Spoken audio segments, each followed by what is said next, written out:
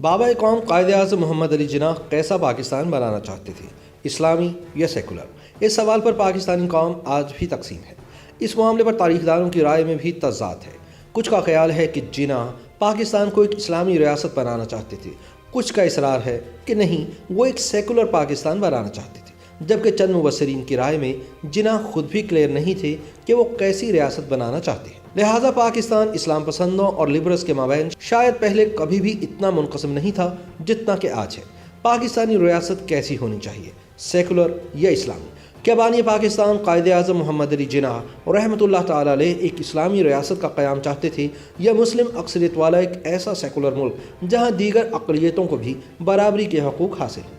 پاکستانیوں کی ایک بڑی تعداد جو طالبان کی طرز کا اسلامی نظام حکومت نہیں چاہتی، یہ خواہش رکھتی ہے کہ ملک کو اسلامی قوانین کے تحت ہی چلایا جائے۔ یہ لوگ پاکستان میں سیکولرزم اور مغربی طرز زندگی کے مخالف ہیں۔ ایسے اسلام پسند پاکستانیوں کی اکثریت کا دعویٰ ہے کہ جناح اور ان کی آل انڈیا مسلم لیگ خالصتاً ایک مذہبی ریاست بنانا چاہتی تھی جہاں کا نظام حکومت شرعی ہو۔ قدامت پسند پاکستانی حکمران بھی زیادہ تر اسی نظریے کی تائید کرتے آئے ہیں، اور جنرل ضیاء الحق نے تو نام نہاد اسلامائزیشن کے نام پر پاکستان پر 11 برس حکومت بھی کی۔ دوسری جانب پاکستان کے لبرل اور سیکولر طبقے سے تعلق رکھنے والوں کا موقف ہے کہ قائد اعظم محمد علی جناح رحمۃ اللہ علیہ نے پاکستان کو ایک سیکولر ریاست بنانے کا نہ صرف خواب دیکھا تھا، بلکہ اس حوالے سے ان کے خیالات ان کی تقاریر میں بھی واضح ہیں۔ ان کا کہنا ہے کہ جناح ایک روشن خیال اور ترقی پسند سیاستدان تھے، اور ان کے بنائے گئے پاکستان کو ایک اسلامی ریاست بنانے کا خیال ہی خطرناک ہے۔ ان کے خیال میں یہی اسلامی نظریات گڈمڈ ہو کر پاکستان کو جہادی تنظیموں کی جنت بنانے کا باعث بنے، جس سے لاکھوں قیمتی انسانی جانیں ضائع ہو چکی ہیں۔ لبرل اور سیکولر طبقے کا کہنا ہے کہ جناح ایک آزاد منش انسان تھے جو پیتے بھی تھے اور چھپاتے بھی نہیں تھے۔ وہ مغرب کے تعلیم یافتہ آزاد خیال انسان تھے اور غیر روادار اسلامی ریاست بنانے کا سوچ بھی نہیں سکتے تھے۔ مختصر یہ کہ جناح پاکستان کو ایک جدید سیکولر ریاست بنانا چاہتے تھے یا ایک اسلامی ریاست، یہ بحث ابھی تک بے نتیجہ ہے، اور قدامت پسند اور لبرل طبقات دونوں ہی اپنے اپنے موقف کی حمایت میں جناح کی تقاریر اور تحریروں کے حوالے دیتے ہیں۔ تاہم مستقبل کے پاکستان کا قائد اعظم کے ذہن میں کیا خاکہ تھا، اس حوالے سے ان کی ایک تقریر مستند ترین قرار دی جاتی ہے جو انہوں نے پاکستان کی آزادی سے صرف 3 دن پہلے 11 اگست سن 1947 کو کراچی میں آئین ساز اسمبلی کے افتتاحی اجلاس میں کی، اور پاکستان کے لیے کچھ اہم ترجیحات کا اعلان کیا۔ جناح نے نئے ملک میں مذہبی آزادی کے اظہار کے حوالے سے واضح طور پر کہا کہ آپ آزاد ہیں، آپ اپنے مندر اور گرجا گھروں میں جائیں، جہاں تک ریاست کا تعلق ہے اس کا مذہب سے کوئی واسطہ نہیں، آپ چاہیں تو مندر جائیں، آپ چاہیں تو مسجد یا کسی اور عبادت گاہ میں جائیں۔ ریاست کا اس سے کوئی واسطہ نہیں کہ آپ کا تعلق کس مذہب سے ہے اور آپ کی قومیت کیا ہے۔ ریاست کے لیے تمام شہری یکساں اور برابر ہیں۔ آپ سب آزاد ہیں اپنے مندروں میں جانے کے لیے، آپ سب آزاد ہیں اپنی مسجدوں میں جانے کے لیے اور کسی بھی اور عبادت گاہ میں جانے کے لیے۔ اس مملکت پاکستان میں آپ کا تعلق کسی بھی مذہب، ذات یا عقیدے سے ہو، مملکت کا اس سے کوئی سروکار نہیں۔ آپ دیکھیں گے کہ وقت گزرنے کے ساتھ ساتھ ہندو نہیں رہیں گے اور مسلمان نہیں رہیں گے، مذہبی معنوں میں نہیں، کیونکہ یہ ہر فرد کا ذاتی عقیدہ ہے، بلکہ سیاسی معنوں میں وہ ایک ہی ریاست کے برابر کے شہری ہوں گے۔ سیکولر حلقے اس بات سے یہ مراد لیتے ہیں کہ بابا قوم نے واضح کر دیا تھا کہ ان کے پاکستان میں مکمل آزادی ہوگی اور مذہب فرد کا نجی معاملہ ہوگا جس کا ریاست سے قطعاً کوئی تعلق نہیں ہوگا۔ لیکن قائد اعظم محمد علی جناح رحمۃ اللہ علیہ اپنے نظریات میں ہی نہیں بلکہ ذاتی زندگی میں بھی ایک مکمل لبرل انسان تھے۔ ان کی ذاتی زندگی کا طائرانہ جائزہ لیا جائے تو پتہ چلتا ہے کہ وہ ایک آزاد خیال اور رومان پرور شخص تھے جنہوں نے اپنی پسند کی لڑکی سے محبت کی شادی کی جو ان کے پارسی دوست سر ڈینشا پیٹریٹ کی بیٹی تھی۔ شادی کے وقت جناح کی عمر 42 برس اور رتی کی عمر صرف 18 سال تھی۔ جناح کی ذاتی زندگی اور ان کے سیاسی کریئر کا مطالعہ کرنے والے تاریخ دانوں کا اتفاق ہے کہ اپنی شخصیت کے حساب سے قائد اعظم محمد علی جناح رحمۃ اللہ علیہ بلا شبہ ایک سیکولر انسان تھے، لیکن انہوں نے ہندوؤں کے فنڈامنٹلسٹ رویے کی وجہ سے مسلمانوں کے لیے ایک علیحدہ ریاست کے قیام کا سوچا۔ تاہم پاکستان کے وجود میں آنے کے بعد جناح نے یہ بات بالکل واضح کر دی تھی کہ ریاست کا مذہب سے کوئی لینا دینا نہیں ہوگا اور مذہب ہر شخص کا نجی معاملہ ہوگا۔ ذاتی زندگی میں جناح کی کہانی ایک سیلف میڈ شخص کی داستان ہے جس نے محض اپنی قابلیت کے بلبوتے پر کامیابی کی منازل طے کی۔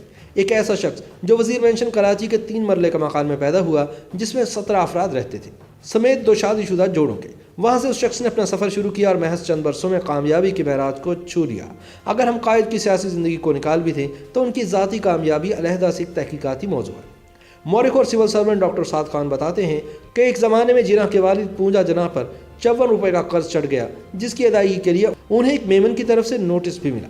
جناح صاحب نے اپنے کچھ دوستوں سے ادھار لے کر والد کا قرض چکایا، اور پھر وہ وقت بھی آیا جب اسی بمبئی میں محمد علی جناح کا طوطی بولنے لگا۔ ان کی وکالت ایسی چمکی کہ پھر انہیں پیچھے مڑ کر دیکھنے کی ضرورت ہی محسوس نہ ہوئی۔ بمبئی سے جناح کو عشق تھا، یہاں انہوں نے مالابار ہلز میں بنگلہ خریدا اور قیام پاکستان تک اسی میں مقیم رہے۔ اپنی وصیت میں بنگلہ انہوں نے محترمہ فاطمہ جناح کے نام کر دیا۔ قائد اعظم محمد علی جناح رحمۃ اللہ تعالی علیہ نے لاہور، کراچی اور دہلی کے علاوہ لندن میں بھی جائیدادیں خریدی۔